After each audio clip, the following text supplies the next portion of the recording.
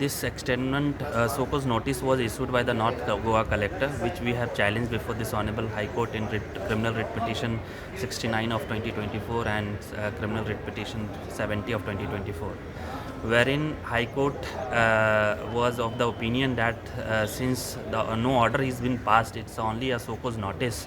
So you have a opportunity to appear before the North Collector and pursue your matter. Now, Honorable High Court has also with the suggestion that there is no immediate order. So you have all the defenses before the collector, and this is not a right stage to approach this honorable court.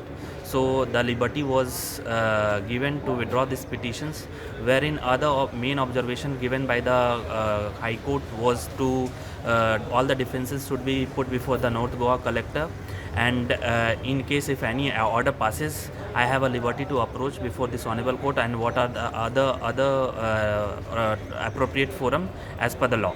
So when is the next hearing before the North Goa collector? Now the next hearing before the North Goa collector is scheduled on 19th of January at 3:30 p.m.